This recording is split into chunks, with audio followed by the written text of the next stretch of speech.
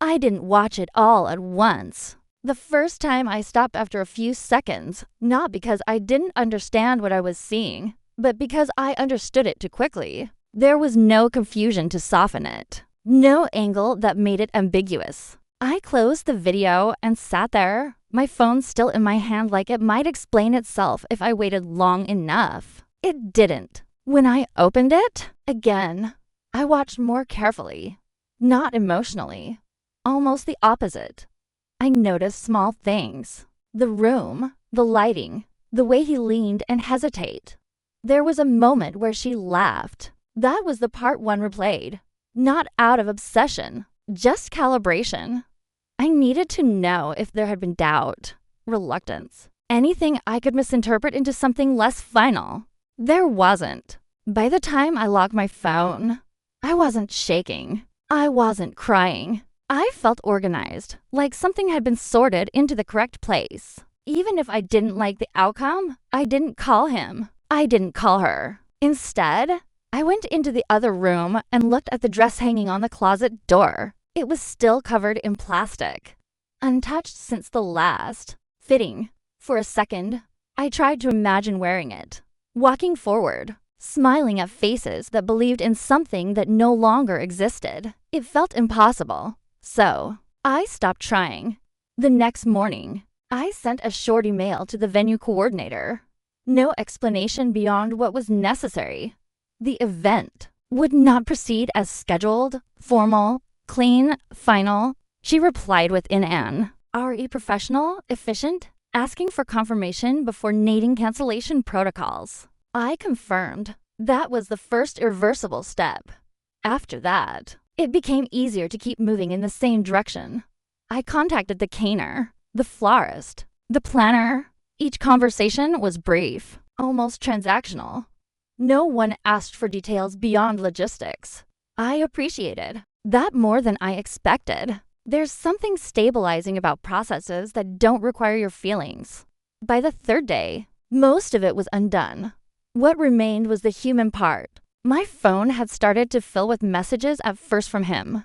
"Hey, are you okay? Why aren't you answering?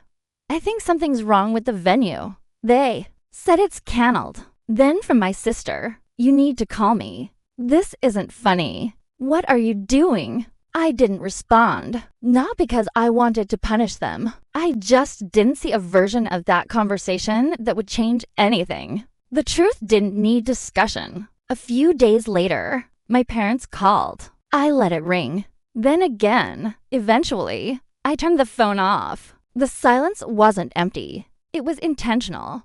A boundary that didn't require explanation to exist. The external shift came through a message I couldn't ignore. It was from the venue's legal office. A standard follow-up confirming cancellation terms and requesting acknowledgement from both parties. Tied to the contract. Both parties. That meant him.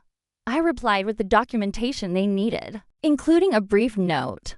"Please direct any further inquiries through legal representation." It wasn't dramatic, just procedural. Later that afternoon, I received a single message from him. "What is going on? What is legal involved?" I read it once, then set the phone down. A few hours later, another message came, this time from my sister. "What did you tell them?" That was when I understood something had reached them. Not the video itself, but the structure around it. The formal unraveling. The parts they couldn't control or dismiss. I still didn't answer. The next development didn't come from them.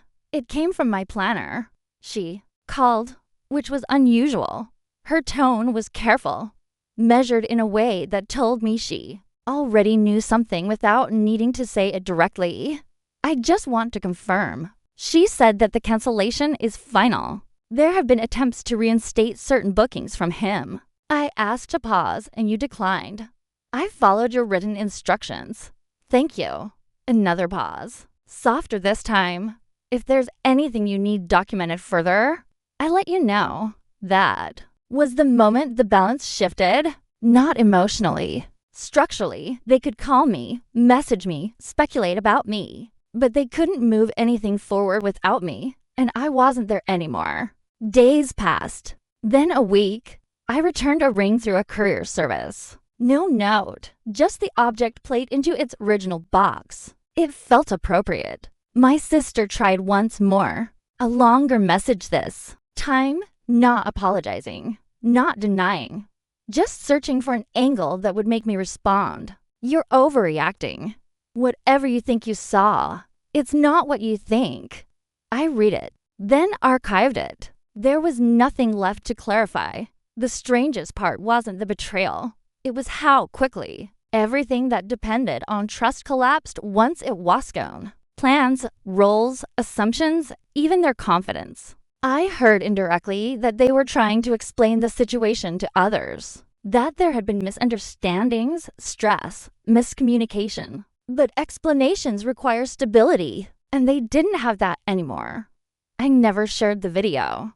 I didn't need to. The absence of my presence, the finality of the cancellations, the refusal to engage. That was enough to create a version of the truth they couldn't control.